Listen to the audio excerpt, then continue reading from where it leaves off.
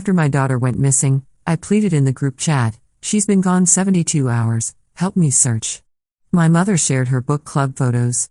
Nobody joined the search party. 3 weeks later, living on coffee and hope, I found 145 missed calls, and my uncle's shaking text, "Pick up. The media is here." I answered. And then? I never thought I'd be writing this story, but after everything that happened, I need to get it out there. Maybe it'll help someone else going through something similar. Maybe it'll just help me process what my family put me through. Either way, here goes.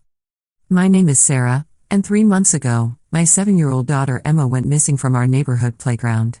What happened next showed me exactly what kind of people I'd been calling family my entire life. It was a Tuesday afternoon in late spring. Emma had begged me to let her walk the 3 blocks to Miller Park alone. She was finally old enough, and all the other kids in our quiet suburban neighborhood did it. I watched from our front porch as she skipped down the sidewalk in her favorite purple sundress, her backpack bouncing with each step. That was the last time I saw her for 21 days. When Emma didn't come home by dinner, I started getting worried. By 8 p.m., when she still hadn't shown up, pure panic set in. I called the police, then started reaching out to everyone I knew. The first place I turned to was our family group chat, the Morrison clan, which included my parents, my 2 sisters Lisa and Jennifer, my brother Mike, and about 15 cousins, aunts, and uncles. Emma's been gone for 72 hours, I typed with shaking fingers at 2 a.m. on Friday morning. "Please, I'm begging you. Help me search. The police are doing what they can, but they need volunteers. I can't do this alone." The responses I got still make my blood boil. My mother, Patricia, sent a photo of her and her book club friends at some wine tasting event. "Having such a lovely evening with the girls. Sorry about Emma, dear, but I'm sure she's just being dramatic. You know how kids are." My sister Lisa replied, "Can't help this weekend, taking the kids to Disney World. Hope everything works out."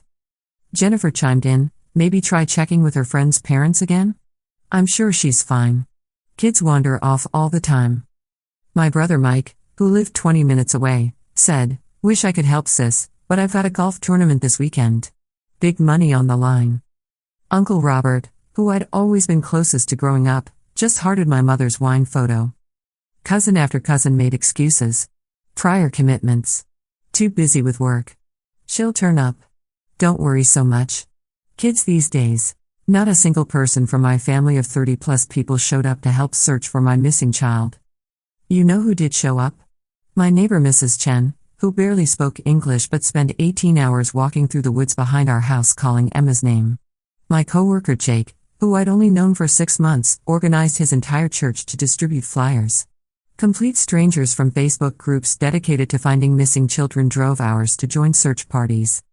But my own family? Nothing. The police did everything they could, but after the first week with no leads, I could see the hope fading from their eyes too. I quit my job at the marketing firm to search full-time. I lived on coffee, granola bars, and the kindness of strangers. I posted Emma's photo everywhere: telephone poles, shop windows, social media. I drove to 3 different states following up on possible sightings that all led nowhere. My savings account drained. My credit cards maxed out. I sold my jewelry, my car, anything of value to fund gas money for searching and printing more flyers. The family group chat stayed active during this time, but it was all normal family gossip. Pictures of graduations I wasn't invited to. Arguments about who was hosting Thanksgiving. Photos of my cousins' kids at soccer games and birthday parties. My child was missing, and they were planning barbecues. 3 weeks into Emma's disappearance, I was surviving on maybe 2 hours of sleep a night. I'd lost 15 pounds. My phone battery had died the night before during another fruitless search through abandoned buildings on the east side of town, and I hadn't had time to charge it properly. When I finally plugged it in the next morning, my phone exploded with notifications. 145 missed calls. Dozens of voicemails. Hundreds of text messages. The most recent text was from Uncle Robert, sent just 20 minutes earlier. "Sarah, pick up your phone now. The media is here. Pick up." My hands shook as I called him back. "Sarah, thank God," he answered before the first ring finished. "Where have you been? We've been trying to reach you all night. What's going on? Did they find Emma?" My heart hammered against my ribs. No, not that. "Sarah, There's news crews outside Mom and Dad's house. Outside Lisa's house. They're at Jennifer's workplace. Someone leaked the family group chat to the media. The world tilted sideways. What do you mean leaked? All of it, Sarah. Every message. Your plea for help, Mom's wine photos, everyone's excuses. It's all over social media. Hashtag Emma search is trending. People are furious. I hung up and immediately opened Twitter. The top trending hashtag was indeed hashtag Emma search, and underneath it was hashtag Morrison family shame. Someone had screenshot every single message from our family chat and posted them online. There was my desperate plea for help searching for my missing daughter, timestamped at 2:03 a.m. Below it, my mother's wine tasting photos, posted just minutes later.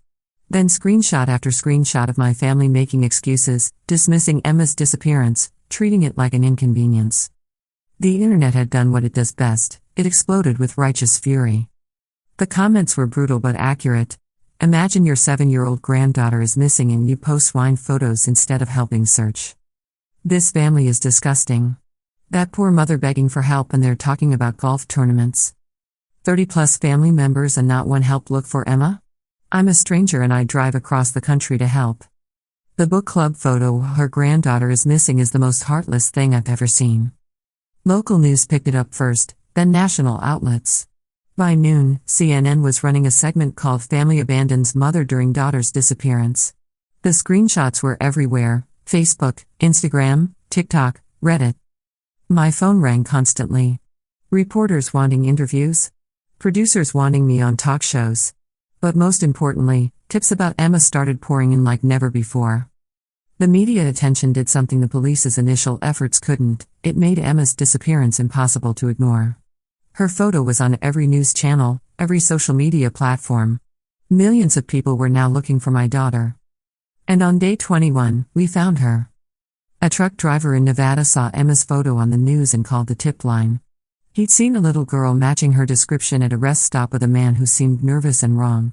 The FBI traced his trucking route, pulled security footage, and within 6 hours they'd identify the man who had taken my daughter. Emma was found safe in a motel room 4 states away. She was scared, traumatized, but alive. The man who'd taken her, a drifter with a history of child abduction, was arrested and is now serving life in prison. While I was in Nevada hugging my daughter for the first time in 3 weeks, my phone was exploding again. But this time, it wasn't reporters calling. It was my family. My mother: Sarah, darling, we need to talk about this media situation. This is very embarrassing for our family's reputation. Lisa, can you please make a statement that we're not bad people? This is affecting Tom's business. Jennifer, people are showing up at my kid's school asking about Emma. You need to fix this. Mike, sis, I'm getting death threats. Can you tell people we helped behind the scenes? But they hadn't helped behind the scenes. I had records of everything: phone logs, credit card statements, witness testimonies from every single search party. Not one member of my family had contributed a minute of time, a dollar of money, or an ounce of effort to finding Emma. Uncle Robert was the only one who called to ask how Emma was doing first, and how I was holding up. Then he quietly admitted, "Sarah, I need you to know, I'm the one who leaked the screenshots." I was stunned. You? But why? Because watching them ignore you while you were dying inside made me sick. Because Emma is my great niece and they treated her disappearance like it was nothing. Because someone needed to hold them accountable for how they treated you. I couldn't sleep at night knowing they were getting away with it. Robert had screenshotted the entire group chat conversation over those 3 weeks and sent it anonymously to a local news reporter with a note: "This mother begged her family for help finding her missing daughter." This is how they responded. The story kept growing. Emma and I were invited on Good Morning America, where I told our story to millions of viewers. The host asked directly about my family's response, and I answered honestly. I didn't trash them, but I didn't cover for them either. I simply read their messages aloud exactly as they'd written them. That interview sealed their fate in the court of public opinion. My mother was asked to step down from her position on the library board after a petition with 15,000 signatures demanded her removal. Lisa's husband's real estate business lost 60% of its clients in 2 months. Jennifer was let go from her job at the bank after angry customers started closing accounts. Mike's contracting company went under after homeowners canceled projects and left scathing reviews online. The extended family fared no better. Cousins who'd made flippant comments about Emma wandering off found themselves fired, ostracized, their own children uninvited from birthday parties and school events. They tried to blame me for ruining the family and not keeping private matters private. But I never said a word publicly about our family group chat. Uncle Robert's leak was anonymous, and I hadn't confirmed it was him until he told me himself. When reporters asked me direct questions about my family's response, I'd simply stated facts. When shown the screenshots, I'd confirmed they were real. I never editorialized or added commentary. I didn't need to, their own words spoke volumes. The whole situation reached a breaking point at what was supposed to be Emma's welcome home party, organized by Mrs. Chen and the neighbors who'd actually helped search for her. My parents showed up uninvited, demanding to be included in photos and interviews. "We're family," my mother insisted to the local news crew. Of course we supported Sarah during this difficult time. That's when I'd had enough. "Mom," I said, loud enough for everyone to hear, "would you like me to show them the wine-tasting photos you posted when I begged for help finding Emma?" Her face went white. She and my father left without another word. The aftermath has been complicated. I've learned who my real family is, and it's not the people who share my DNA. It's Mrs. Chen, who still brings Emma soup when she's not feeling well. It's Jake from work, who became Emma's honorary uncle and never missed one of her soccer games. It's Uncle Robert, who chose doing the right thing over family loyalty and visits Emma every Sunday. It's the hundreds of strangers who drove hours to look for my daughter when her own grandparents couldn't be bothered to leave a wine tasting. My relationship with my parents and siblings is essentially over. They blame me for their public humiliation, but I sleep peacefully at night knowing I never said anything about them that wasn't true. I simply refuse to cover up their callousness when the media ask direct questions. Emma is doing well now, by the way.